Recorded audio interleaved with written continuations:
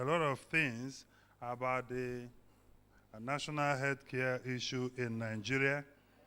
If you look at, I think you should go back to the selfies. If you look at our screens, you may have seen those who took the selfies, how lovely, how beautiful those selfies were to tell the whole world what we are doing. I'm also excited to announce that we have a very distinguished personality in our midst, Her Excellency herself, the wife of the Executive Governor of Kebbi State, Her Excellency Dr. Zainab S. Bagudu, the performing wife of the governor. Please put your hands together for her.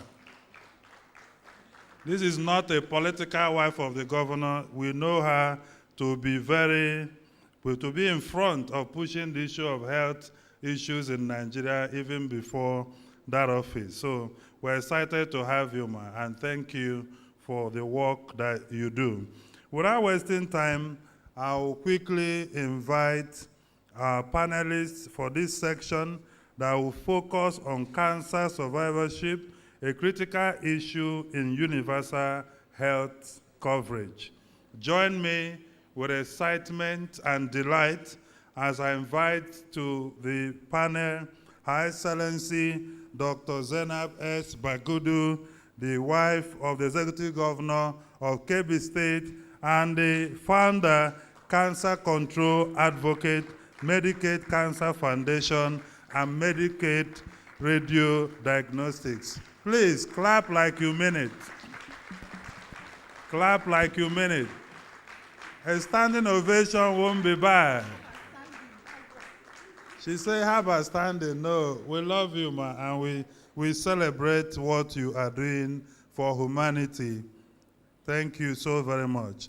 And joining Her Excellency for this particular section is another mentor and coach, a veteran broadcaster, Chief Moji Makonjola, MFR, Executive Director, International Society of Media and Public Health. Thank you, ma, for mentoring us, for inspiring us. Please clap for her like you mean it. Or do you want her to take this mic from me? All right. This is a very, wonderful panel. Also joining this panel is Professor Sani Malami, the former Commissioner of Health, Bauchi State. He is the Executive Director of NCD Alliance Nigeria. You look at the man who did the magic in Bauchi, you have Professor Sani. Put your hands together for him. Also joining this amazing panel, I'm particularly excited about this person because he's a young man who has proven to be a change maker in all dimensions. He's none other person but the very man whose work is taller than his own personality. He's Executive Director of Project Pink Blue, Ronsi C.W. Chidebe, leading change in cancer advocacy and fighting cancer in Nigeria. Clap for this young man like you want you to take over. You take over, right? Youth is dominating. All right, we also have another excellency. You know, excellency is not just for political office holders. Excellency actually is for people who do good things. So join me as we welcome Ms. Gloria Oji, Her Excellency Executive Governor, Abuja Breast Cancer Support Group. Please clap for her.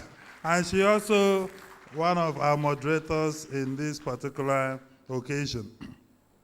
Also, let us welcome the Medical Psychiatrics National Hope, Taufik Ijet. Are you here? Okay, Iget. Oh, sorry, dear. Please clap for him. The medical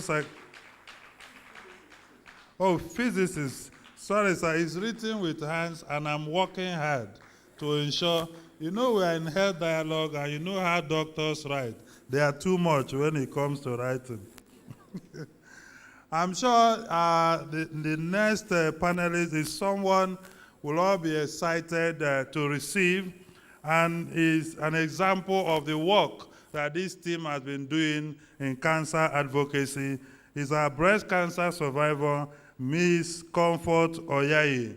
Put your hands together for her.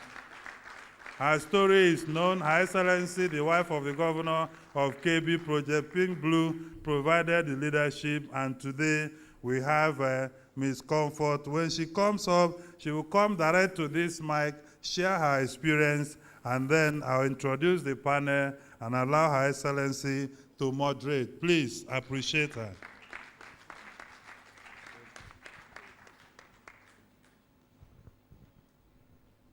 Good morning, Her Excellencies, all the honorable members, the stakeholders, ladies and gentlemen, good afternoon. My name is Comfort Onyayi Daniel, and by the special grace of God, I'm a breast cancer survivor. Thank you. As in 2005, I don't know that I will reach December alive. Not even talking of 2017, to stand before honorable people like this, a very good Nigerian who helped me to be alive today to share my story. So it's a great privilege, and I thank God Almighty for this opportunity given to me. It all started 2014. I came to Abuja as a single lady to seek for a greener pasture. I'm from Benue State, Idoma by tribe. I'm from a family of 7. And unfortunately, I lost my dad in 2009. While crying, my mom lost her sight. So I don't have option than to become the breadwinner of the family. I came to Abuja to struggle to take care of myself and my younger ones. I was here managing life till 2014 when I was diagnosed with breast cancer. I came back from work one day, then I felt a scratch on my breast. Trying to scratch, I felt a lump. Then I went back to my room. Luckily for me, I was opportune to be in Abuja and to have TV that I watched that program that night. A doctor is being interviewed, and he was discussing about breast cancer. He was talking about the stages the cancer is. And that is when I discovered that what I felt just now is a problem. Immediately, I ran to National Asokoro General Hospital the next day. And got in there, the hospital is on strike. But God is so merciful, the doctor have to call his colleagues to plead with them to please come to this lady's rescue, that she needs urgent attention. He asked me, do you have any story of a breast cancer? I said, no, not in my family. Both father and mother, there was no issue like that. And I thought before then that when you have issue of breast, when we talk about breast cancer, it's when this breast is swelled up, there is sore, and there was pain. But I was not feeling pain at all. There was no pain. And immediately, I was asked to do a scan that very day. And he did. And he said the right breast is okay, but the left has problem. So the next day, I have to be placed on to do the biopsy immediately, because they told me what they saw, there was no need to waste any time. And it was not an easy something going through that. But I was so lucky then, the job I was doing, I was able to save some money for my school. And I just got the admission that December. That is when I discovered this.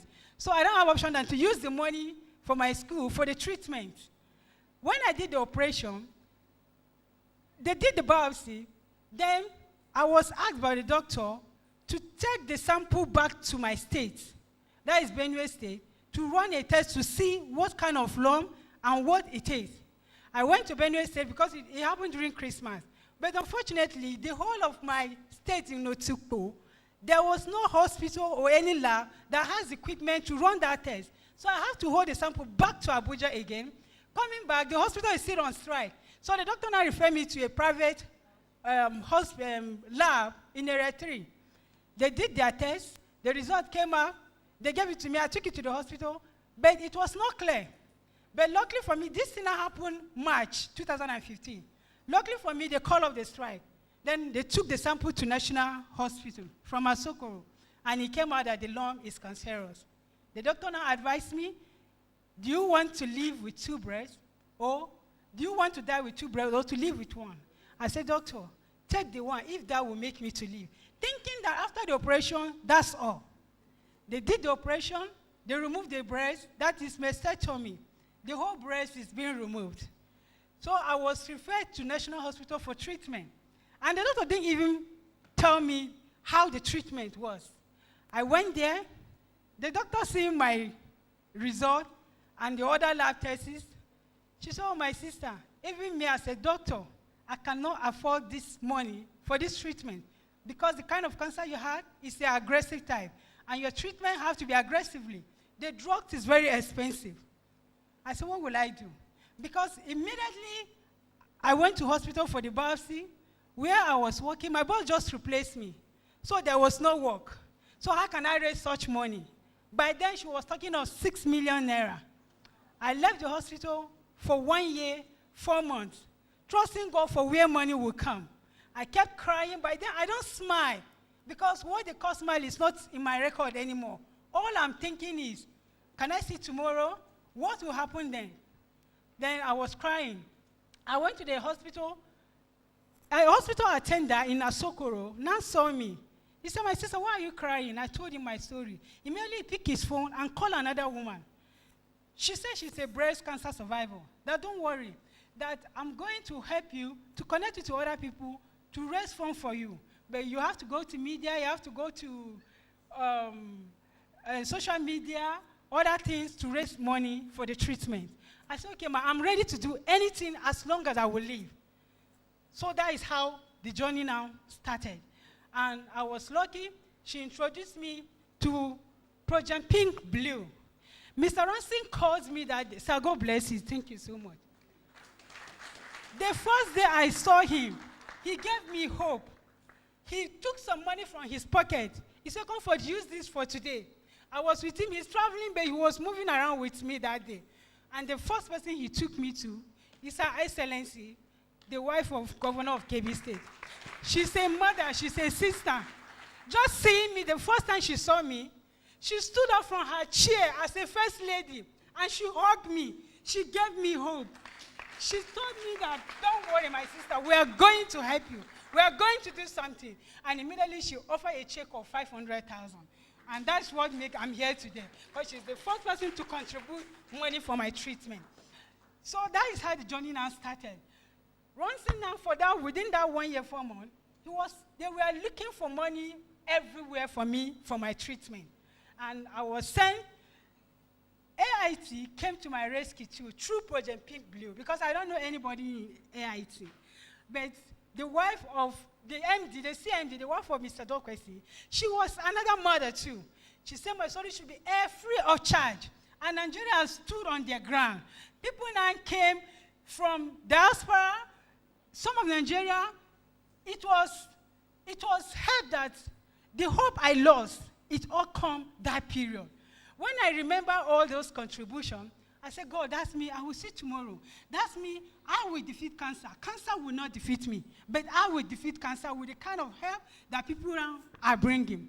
Then I was there within that 1 year, 4 months. Money is being raised for my treatment. I went back to the hospital. Before that, I ran a test. It shows that the cancer haven't spread from the breast. It's within the breast. The first time I went for the test.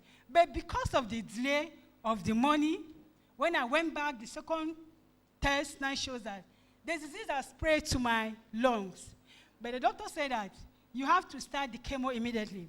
So 1.3 million naira was raised immediately within that period. So they asked me to start chemo. I started chemo. Chemo is a drug that is for cancer not to spread to the other part of the body. It controls the cancer to stay in one place. So they asked me to go for that period before the main drugs that was meant for the kind of cancer that I had, that is Herceptin. And that period we are talking about now, Herceptin is costing me 15 million naira. So I have to take the chemo 6 courses. Then after then, I came back for Herceptin. Thank God, before I finished the chemo, Others now contribute. There's some NGO, there's some organization that contributed with drugs. With the money from AIT that was raised by Nigeria, from individual, while Project Pink too are running up and down, social media going up and down from their own pocket too. I was able to purchase the drugs, the 15 million naira, and all what was spent for me is 17 million. While I was taking Herceptin is called a targeted treatment. That one target the cancer and kills. But while I was taking Herceptin, I think because of the delay that I was not able to take the treatment that period, the disease now spread to my head. I was having a very severe headache, and my doctor said, you need radiotherapy immediately. And there was no money again. Project Pig stood again. They run around, looked for money for flight, looked for money for the radiotherapy. We spent about 250,000 for radiotherapy. I have to go to Lagos. They have to book for my flight, book for hotel, my feeding, because as a cancer patient, everything about me changed. My food changed. In short, my water changed. Everything have to change so that I can stand the cancer.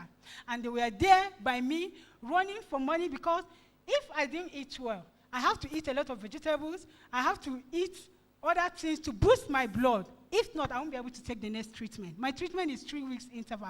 After 3 weeks, I've been admitted in the hospital for my treatment. So that is how it all happened. I just came back from Lagos. Thank God I did the radiotherapy. So I'm here today to talk about the effect. Cancer is something that when it happens to you, it happens to everyone around you. My family have to become poor, everybody run down. But the helpers, every other thing, there was nothing. But thank God I'm alive. And I want to talk about radiotherapy. It's a very serious issue because I have to leave Abuja because Abuja machine is not working. I have to go to Lagos. I have to stay in a hotel. I have to talk about feeding. I have to talk about everything. I wish that the radiotherapy here is working. At least the hotel will save me stress. But I thank God, even with the reaction I had, thank God that I'm alive today. Thank God I'm strong. It was not an easy something because during the chemo, my nails become black, my nails removed. I don't have nails in my hand. As you can see, I'm wearing a wig. This is the reaction of the radiotherapy. Now, apart from the chemo, my hair all fell. My legs become so weak. I vomit. Sometimes you will stool. It's just God because the reactions alone can even kill you before the disease. But if God helped, that I thank God that it was somehow discovered in an early stage. Though money contribute that there was some other changes, but thank God. That's why you can see that I'm still here. So I beg us, cancer, in short, I can smile now. Before I can't smile. He took away a lot from me. But I still thank God that I'm standing here to share my story. Because cancer now makes me, I don't feel like a woman anymore. Sometimes when I look at myself, because immediately I went to the hospital, my fiancé left me and married another woman. In short, my dressing have to change because there's some things I cannot wear. Whenever I look at myself, is it me? Is it a dream? But thank God that it happens like that. It's in every situation we should give him praise. So I thank God today, at least I can smile. I'm happy. Such is life. I'm happy. Because when I look at those people that makes me to be here, I'm happy. I appreciate everyone. Thank you so much for this great privilege. Thank you. Thank you. Please, a standing ovation and a resounding applause. Truly, Comfort is standing here because he made the way. And I want us to give another round of applause to that young man, Ronsi Chidebe, and Her Excellency, the wife of the governor of Kebbi State, Dr. Zena Bagudu. Please sustain applause for them because many people in the hall are shedding tears, but we are happy that these people brought hope. brought life back to Miss Comfort. Thank you so very much for the work you do. As you know, I'm involved in Project Pink Blue as a volunteer, and I was part of the process, advocating for these things. And I can tell you, every day, Ronsi will publish on the Facebook how people are donating monies, both in naira, in dollar, and what has been expended, and what is left, and how much we need to do more effort. I haven't seen such accountability and transparency from a young man. Please clap for Ronsi Chidebe. If we have more of you in Nigeria, the change is here. I'll just lay the background, and then His Excellency, who is myself, will now hand over to Her Excellency to now moderate. Oh, you are laughing. All right. In Nigeria, cancer is leading to over 72,000 deaths annually. And this number is set to increase, given that about 102,000 new cases are discovered in the country every year. In a country of over 160 million people, only 2 radiotherapy machines, that is the cancer treatment machine, are working. Millions of Nigerians still believe that cancer is death sentence, or rather is some form of punishment from the supreme being due to absence of cancer survivors. But today we have one. Cancer is gradually emerging as a tropical disease due to the death of dilapidated medical infrastructure. Poor financing, absence of cancer control agency, and non-priority of cancer control in healthcare financing. To achieve universal health coverage, reduce cancer deaths, and improve cancer survivorship in Nigeria, there is an urgent need to fix our medical infrastructure, change the way our people think about cancer, and uplift the voices of cancer survivors and patients. And I'm excited that the National Health Dialogue 2017 has provided a platform for our cancer survivors and stakeholders in the health sector to beam the torchlight on this issue. Having said this, I am now honored and excited as His Excellency to now take the mic to Her Excellency, who will moderate this section. Please put our hands together for the Excellencies.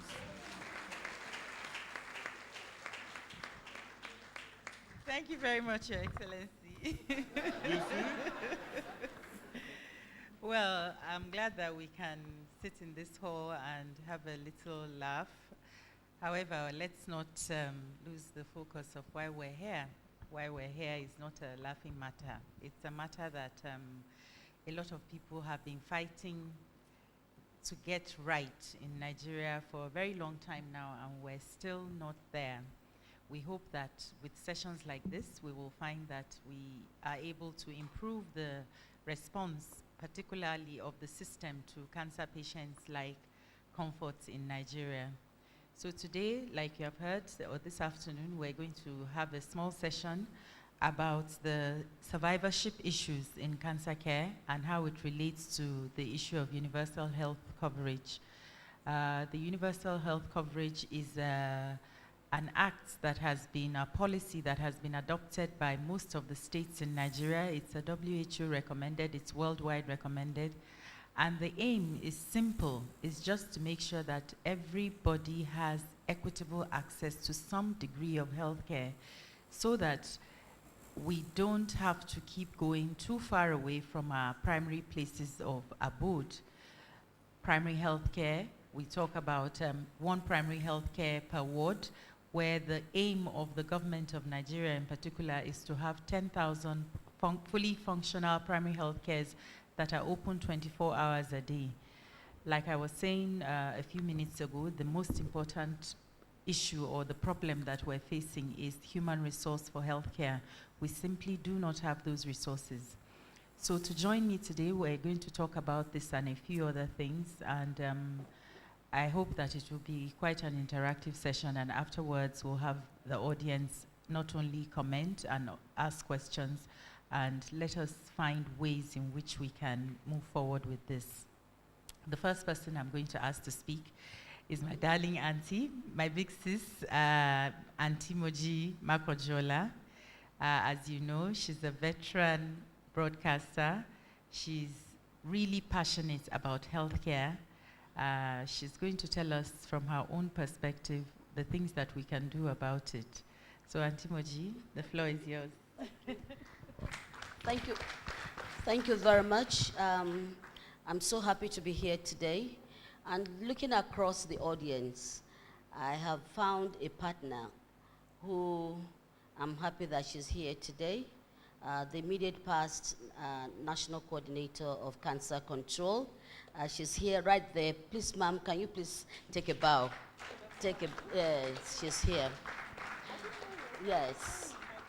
I called her, I needed to introduce her because I'm going to speak from a personal perspective.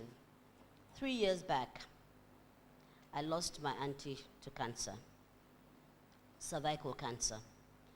At the time we found out that she had cancer, she was stage 4. And so we needed aggressive palliative treatment. She lived with me in Abuja. But and she needed to go straight for radiotherapy, and the machines had broken down. At that point, the only machines that were working was in Sokoto. And before that, we had spent a couple of millions, and we knew that all we were doing was giving her a palliative treatment. And so going to Sokoto for me, working full-time, was not easy. All I needed to do was, I spoke, Dr. Hassan called me, and I was very miserable. And she said, what's the matter? I said, well, I have to send my auntie to Sokoto for treatment. And I can really, the whole logistics, it's a matter of concern. And she said, no, don't worry, I have a house in Sokoto where no one is living. All they have to do is clean it up for her so that she can go there and stay. And so that helped the budget. And so thank you very much, because I needed a hand, and I got a hand. Most times, cancer patients don't get that help. When you get that help, even as little as accommodation, you would know that truly treating cancer, whether at a latter stage or at the early stage, is no joke. It is expensive. It has a psychological trauma on every member of the family. You need to go on treating, even when you know that, well, it will take the God of comfort to keep you alive. And so, I can go on and on about a lot of people. I work with Ego Beke Cancer Foundation. And with Ego Beke Cancer Foundation, we tried to go to every nook and cranny of Nigeria. And at a lot of times, we go to the rural areas, and we see what people suffer. They just leave cancer patients to die, to their fate. There was a particular woman, and I begin to see that, it was so near yet so far. She was just at the outskirts of Abuja. About 100 kilometers, radius to where she lived, you can begin to smell the stench that she was living with. Unfortunately for her, she had breast cancer that was not properly taken care of, and then there was a spread, and then we had cervical. So you can imagine the stench, you can imagine the pain. I don't even wish cancer pain for my enemy. Eventually, we were able to, take her to National Hospital in the good old days of National Hospital, and were able to, give some measure of dignity before she passed on. I'm saying that a lot of times people have paid, they come on TV, they go on radio, they are in print. People just want to be heard, to be seen, to be doing something. But truly, truly nothing concretely has been done. It is only the likes of Medicaid that year in, year out, even before she became Her Excellency, the joy that she derives in speaking out on the challenges and concerns of cancer is so, so appreciable. My sister, you know, I'm so passionate about her, not because a lot of people, when they become anything, you know, they drop the ladder. She has not dropped the ladder. The Lord will continue to drop. But what I want to say today is, treating cancer at any stage is not cheap. I've lost 3 friends to cancer. Those that are lucky were moved to India. At the time they got to India, if you count the cost of going to India, if you count the cost of the family member that goes with the victim to India, if you count the cost of treatment, and you bring all that back to Nigeria, and we have a center of excellence where Nigerians can get treatment. The fact that you are at home with your people gives you some measure of treatment. It gives some measure of psychological balance, which you don't get out there because it's commercial. And people, they're just treating anyone, pay your money. If you can't pay your money for chemotherapy, you wait until the money comes, unless, of course, you meet a kind doctor who would go ahead with the treatment. And so we need to please, I'm pleading, that we need to do something about getting cancer treatment in Nigeria. You know, it even breaks my heart that we go as 45 minutes away is Ghana. People travel to Ghana for simple things like chemotherapy and all the other things. Because, of course, the machines that are available, how many, you will be waiting and waiting to die. You really must know somebody like Dr. Hassan, who helped me to call everybody up at the Uthman Danfodio Hospital to say, Moji has a patient here, and so my auntie was given accelerated treatment. Of course, we lost her, and we knew we would lose her because she was already stage 4. People are even afraid to speak out on cancer. It is a stigma. If you speak out to it, people believe that, okay, if you talk too much to that cancer patient, you might just get infected. Well, I lived with one, and to the grace of God, I'm still alive. But seriously, we have made verbal commitment to getting centers of excellence for cancer treatment. We haven't done anything yet. The likes of Dr. Zainab can only do as much as she can. It is something that our government and indeed the private sector must come to terms with. Cancer has no age barrier. It has no gender barrier.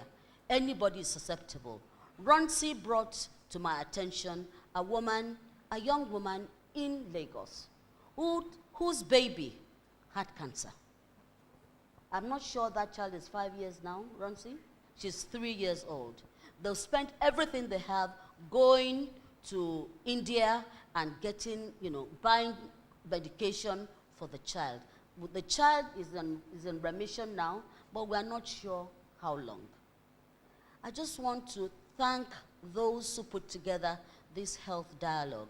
It's something that I have always dreamt of that we should do. And since Dapo is my brother, we are in it together. We must continue to give health the priority it deserves. A lot of times, even for us in the media, when you're talking about health, they say, how much is this going to cost? Put it on page 28, It does not become the topic of the day. We need please, medical women, medical practitioners, you need a serious, aggressive advocacy to media houses. I'm speaking as an experienced media practitioner, to speak to them that health is an investment. It is only people who are healthy that will build the Nigeria of our dreams.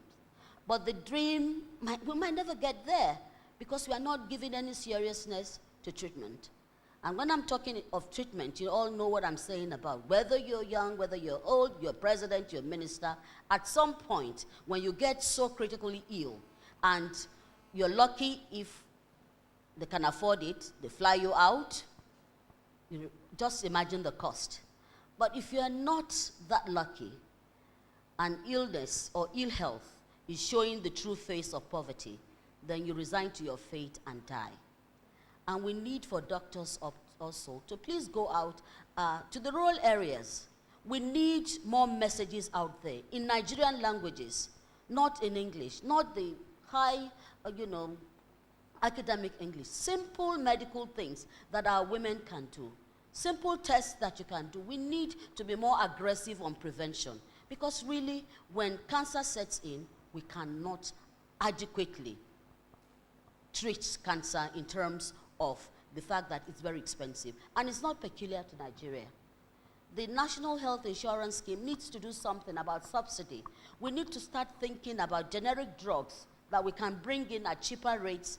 I know the Nigerian Cancer Society is thinking of a lot of things along that line. But I need to, just put my thoughts all around here, because I would leave this gathering, and I hope that I'll leave, and when Dr. Bagudu speaks to me, it will be that we have a consensus in this room that every one of us will be a champion to reduce and contain, prevent, and ensure that we have accessible and affordable health care for cancer patients in Nigeria. I thank you, and I rest my case. I think we can do better than that for one of our leading people. Thank you very much, Auntie Moji. She has put together her personal experience with cancer, not just in her family, but her friends. And she's also told us a little bit about what I was just telling Prof is the Nigerian experience, or the Nigerian response. We respond very well in times of need to our brothers.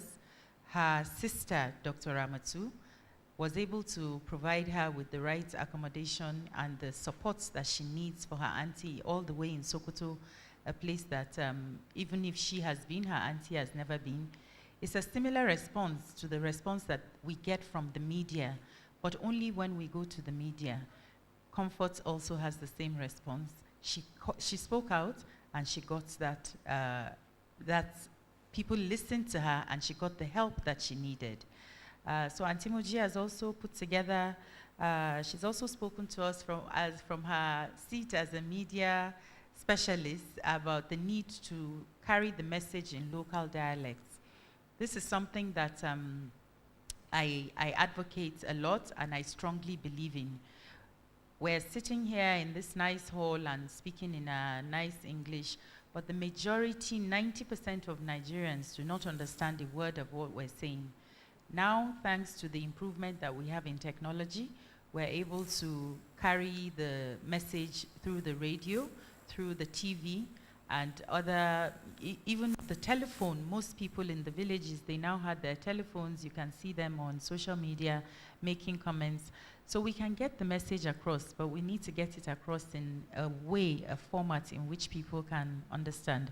And these are the things that Auntie Moji has enumerated.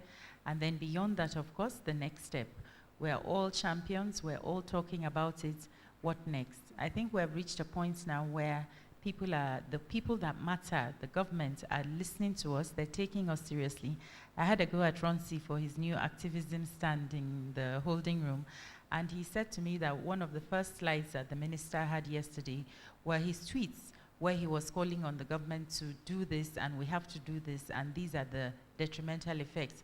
So yes, media does have a very strong voice, and I think that with this media and the way we can access the people that make the decisions, they are listening, and we're certainly going to see a change very soon.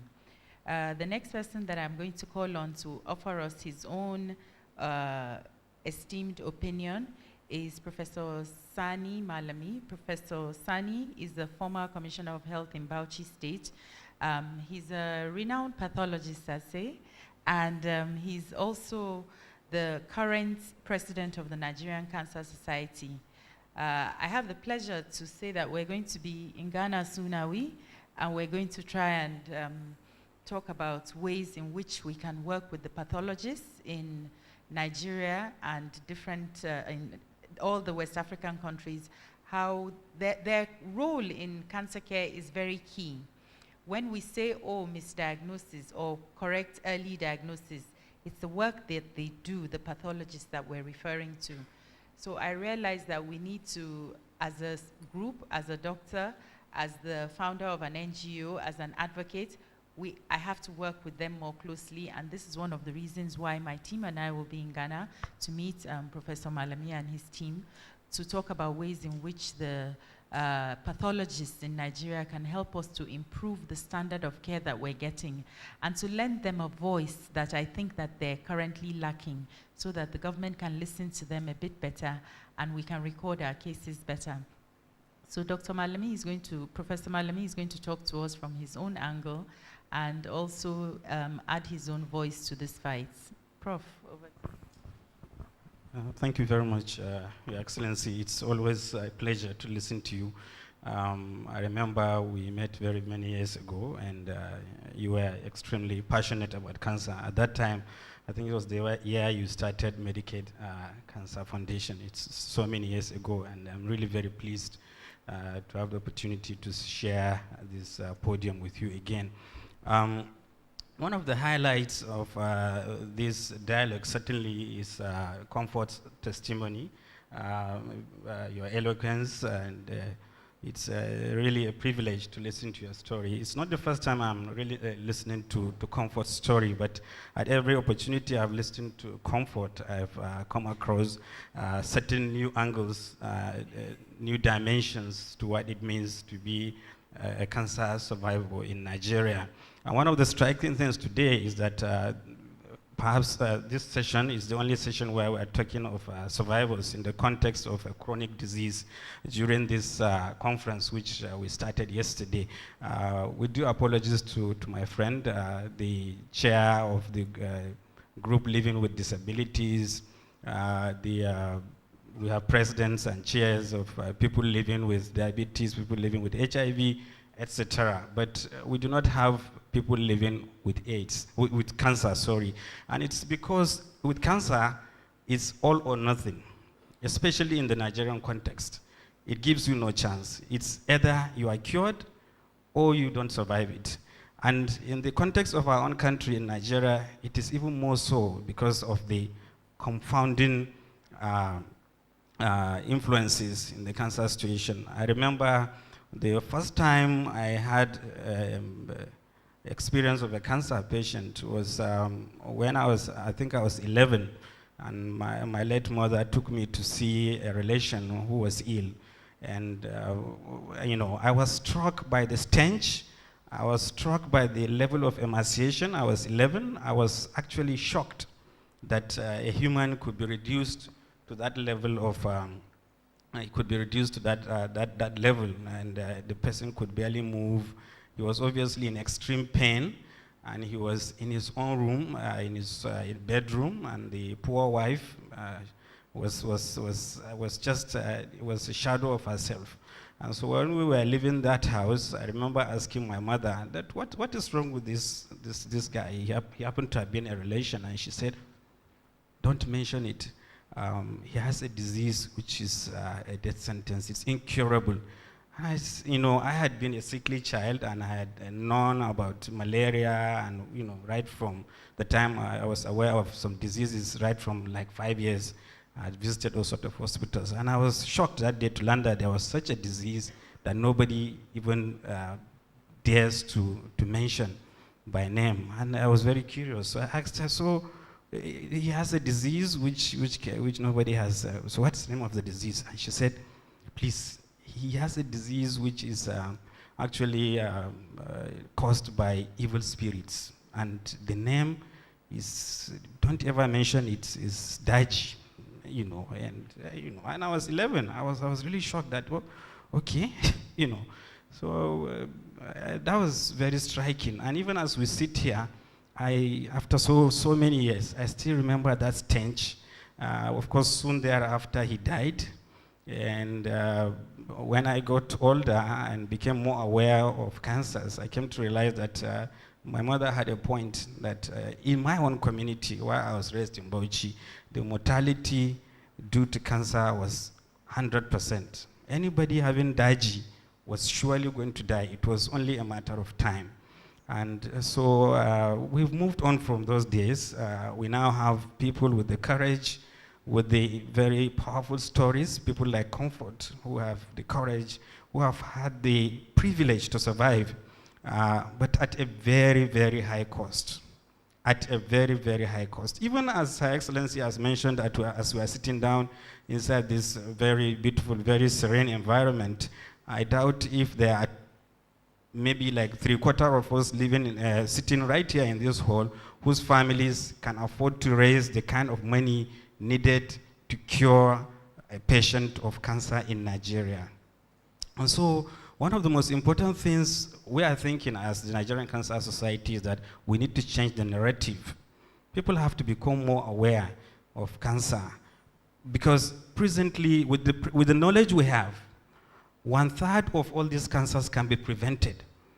Not even talking of treatment, they can be prevented outrightly by just modifying some of our lifestyle,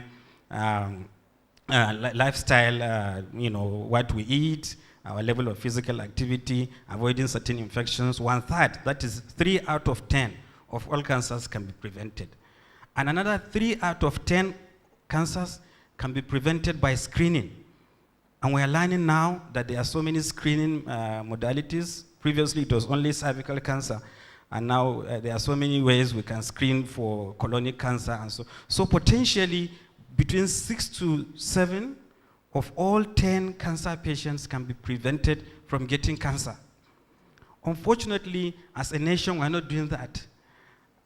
For many of us today, this is the first time we're seeing a cancer survivor talking, giving her own testimony. I learned a long time ago to listen to them. I think about 15 or so years ago, I was privileged to listen to Lance Armstrong. We were in a meeting in Dublin, in Ireland, and he was an extremely rich, sportsman, very successful, the world cycling champion. I'm sure quite a lot of us can remember Lance Armstrong. And he had just survived testicular cancer. And his mother and his dad were right there, and he taught me to listen to cancer survivors that day, because he said, for all intents and purposes, he didn't need to be a cancer control advocate. He was extremely rich. He was worth over $300 million at that time. He was in his late 20s. He had the world ahead of him, and he had survived cancer. But he said that the day he was being discharged from hospital, he was challenged by his doctors. And the doctor talked to him about the obligation of the cured. And he said, Lance, you can go. You can walk out of this room. You are cancer-free. Go home. Go and enjoy the rest of your life. It's never going to come back. You're one of the very few people that have ever survived this form of testicular cancer. But I also want to tell you that you have an obligation. You are rich, you are young, you are famous. Can you take on a new role in your life? Can you start doing something new? And Lance Armstrong told us that day, I think it was the summer of 2007, that was the day he decided that he was going to be a cancer advocate, and he was going to be talking about cancer, and he was going to carry the cancer control message all over the world, which he has continued to do under his foundation, the Life Strong Cancer Foundation. And so I want to say that today gives us, each one of us, the opportunity to listen to a cancer survivor. Each one of us has a role to play. Not just the Nigerian Cancer Society, not just Her Excellency, not only Rancy or Comfort or anybody else sitting on this side. Each one of us has a responsibility. We have a problem in Nigeria which is unique. The cancer situation, somebody has called it an epidemic. Sure, by every definition, it is an epidemic. Each one of us has stories, relations, neighbors, what have you, employers, whatever, that have had this cancer, and it's the same tragic story. It's the same tragic story we were experiencing 30 years ago. Cancer is almost certainly a uniformly fatal disease in Nigeria. Why is it not fatal in Ghana? Why is it not 100% or 98% fatal in South Africa? Why is it different when somebody has a cancer as close by as Niger? Why?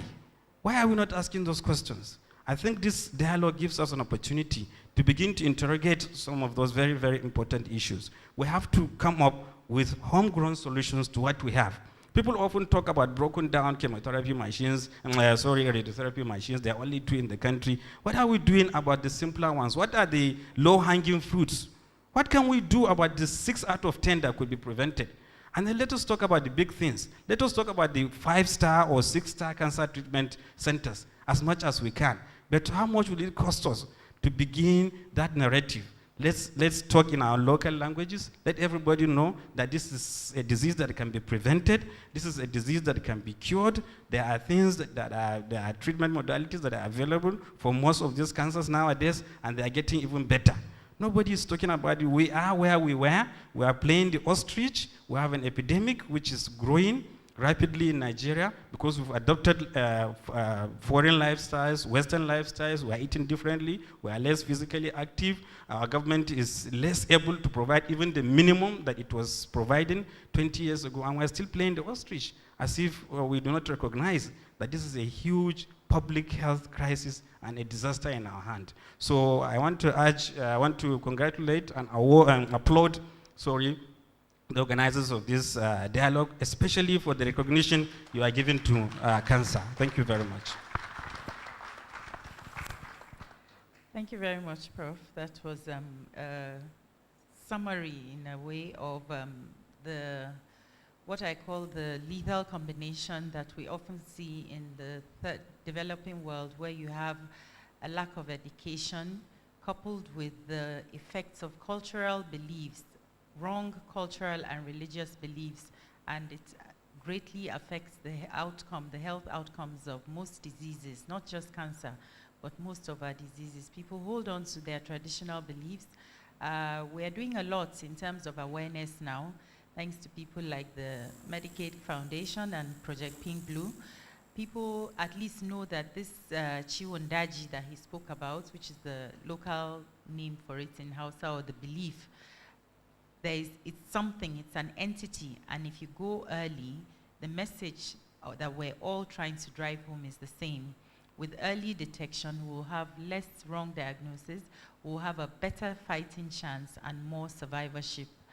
The next person that I'm going to call on to add her voice to this is, I believe, a distinguished colleague of my husband's, the Executive Governor of the Abuja Breast Cancer Support Group, Her Excellency, Ms. Gloria Oji.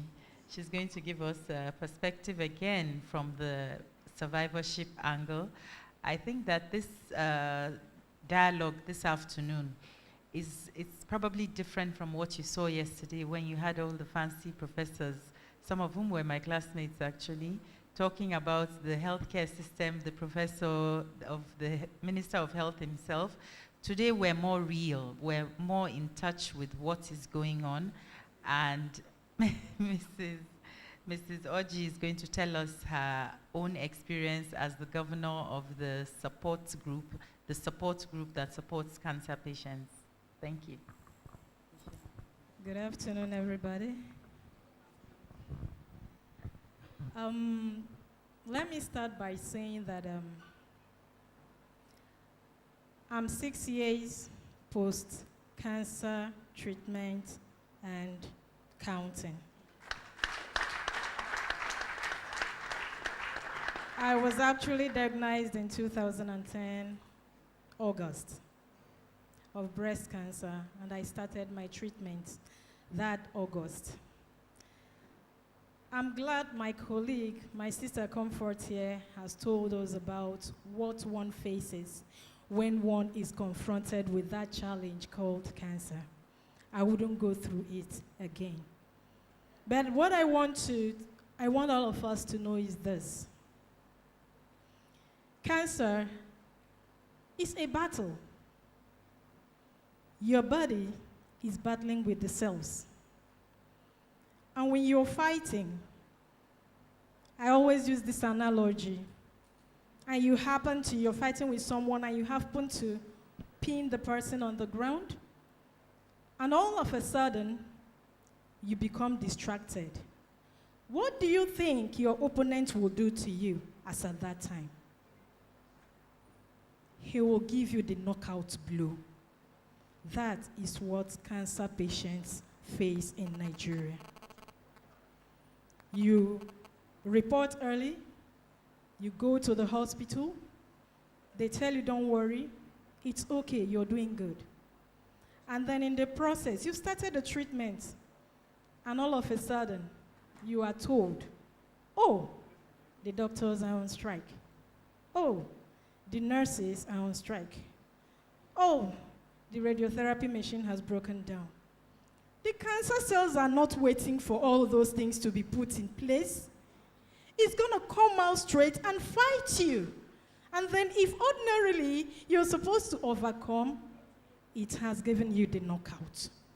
And by the time the doctors resume, by the time the radiotherapy starts working, by the time all those loose ends are tied up, they are telling you stage 4.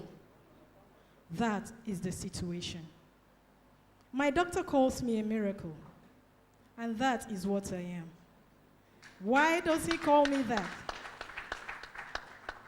Between August 2010 and May 2011, that I was going through my treatments. It's not just one.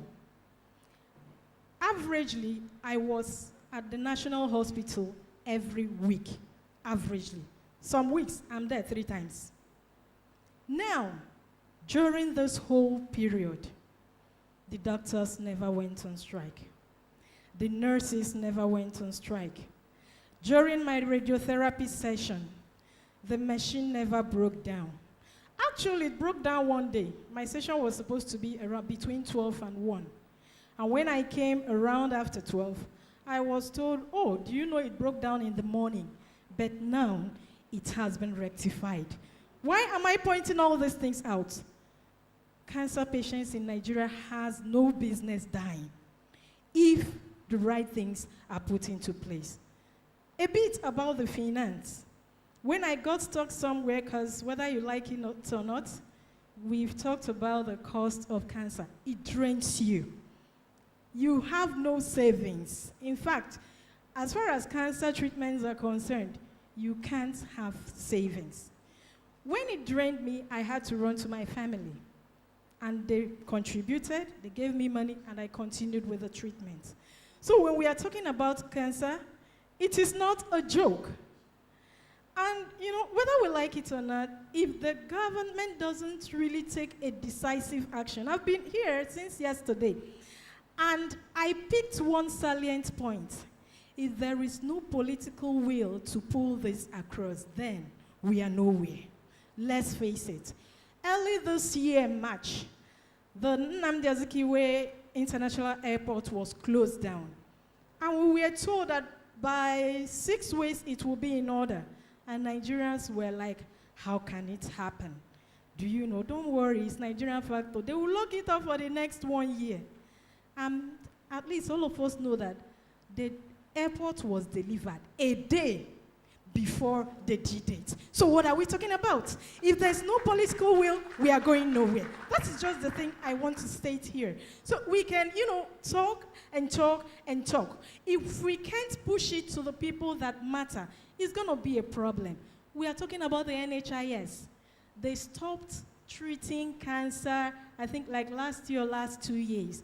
Even right now, it was when we paid a courtesy call to the CMD National Hospital that the tumor marker that is for 25,000 naira, he now agreed that if you're on NHIS, it can be paid. So if you're talking about the big one out there, the Herceptin she's talking about, the chemotherapy drugs we are talking about, which is like 100,000 or runs into millions, and they are telling you they cannot even, you know, accommodate 25,000 naira tumor marker. I'm not talking about the bone scan. Bone scan is 30,000. So if they cannot accommodate tumor marker to 25,000, is it the bone scan? Is it the chemotherapy drugs? Is it the radiotherapy? So what are we saying? I want us to push it. I want us to continue talking and talking and talking until something happens. It doesn't matter if they tell me it is in the budget. I also know that the second runway of 5 billion that was supposed to be done, the money has expressly been released. I read the papers, and that was what they said. So if 5 billion can just be released for the runway, and you're telling me, oh, I listened to the minister yesterday, and I actually want to appreciate this government. At least they are trying. They said the radiotherapy machines are in the budget, but up till now, we are still waiting. and the cancer cells are not waiting. Thank you, everybody. Thank you. Very well and nicely put together by a survivor herself. Like I said, today we're listening to the hands-on experience of people that have been there, not just what we need to do, what can we do, and what we have been doing, but people that have actually been there and are talking from experience, from personal experience. She spoke eloquently about the cost of certain tests. She's able to tell us exactly when she needed it. And so when she goes into a room to ask for a deduction or to ask for it to be that test to be given to her, the CMD of National Hospital is bound by his morals to let her in and listen to her and try and do something about it. Thank you very much for adding your voice. Right, we're going to get a bit more scientific now. The medical physicists are the ones that run that machine that we're talking about, the linear accelerators that we have in the country that are either working or not working, breaking down, sometimes awake, sometimes asleep. Again, this is a function of our inability to properly manage things, to properly manage systems. We're all talking about Ghana. Ghana doesn't have the resources that Nigeria does, but they have the commitment that we're lacking. And this is why I always respond to people that have a go at government. Yes, I might be sitting across both sides, half government, half private sector, by virtue of my husband's position. But we also have a lot of wake up to do. We have a lot that we need to contribute. We started from the grassroots, from our cultural beliefs, like Prof's mom. All our moms are like that. All our grandmothers are like that. I have 2 grandmothers that died of breast cancer, and we only discovered when it was really advanced because they were hiding it behind their hijabs. I know that smell he's talking about as well. I know it from a personal point of view, and this is what most of us go through. So from improving the awareness at the grassroots to our own commitment to our daily lives, to putting off the lights in our hall, to treating the machines with that, making sure that the tests that are going out are the right results, and you look at it a little bit more, not just because you're tired. We're going to hear a little bit about that aspect of care from Mr. Taufik Ige from the National Hospital, where I'm sure many people in the audience will have questions for you, particularly because we're all Abuja based. Thank you for adding your voice. And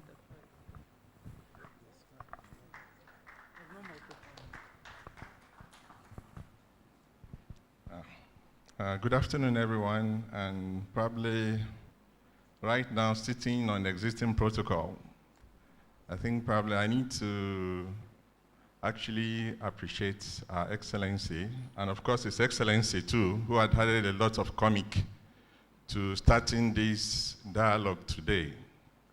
But just like Her Excellency mentioned, what we are talking about here is not a laughing matter at all. And I think it's a great privilege to have listened to these 2 cancer survivors again today. And you agree with me, probably if you have this kind of advocates, they have both talked excellently, without necessarily adding emotions to what they have been able to convey, I think we will go a very long way if we are able to get as many of them as possible to really move this work that Pink Blue is doing forward. Having said that, when Ronsi called me again last week and said, "Sir, have you gotten our invitation?" I said, "Yes. We need you to be on this panel." I was wondering, what is this panel again all about? But knowing, just like I mentioned in one of the functions in Sheraton last year, I think this is a young man that needs to be supported by all. Because I met Ronsi through my big sister, Dr. Ramatu Hassan. And since I met him, I mean, the kind of courage and the enthusiasm that he puts into this thing we are talking about here, I just knew right inside me that this is a guy to associate with. And if, just like His Excellency mentioned, if we have probably 3, 4, 5 of them in this country, let's face it, with this kind of commitment, I think we'll make an appreciable progress. That's just by the way. Now, coming into the issue, I want to mention here this afternoon, I was actually looking, it's getting to prayer time and all that.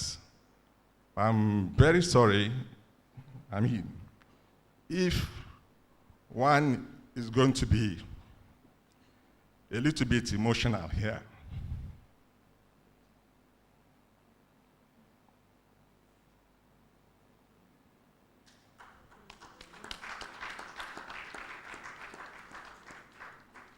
thank you very much. I need to get myself steady. As a radiation worker in this country, it's the hardest job, the worst of the job, I must mention. For one, to operate in this environment. The odds are just all against you.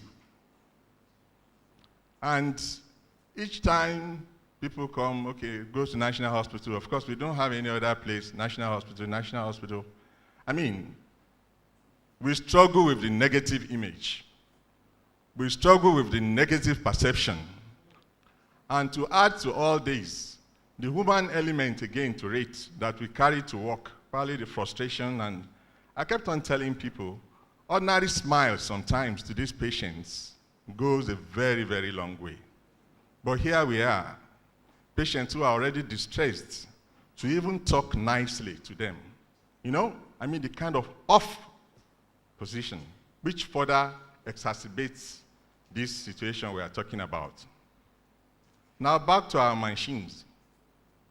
I need to respond again this afternoon to Vienna. This is the second reminder they are giving me. They reminded me again on Wednesday, and I promised them I was going to respond today.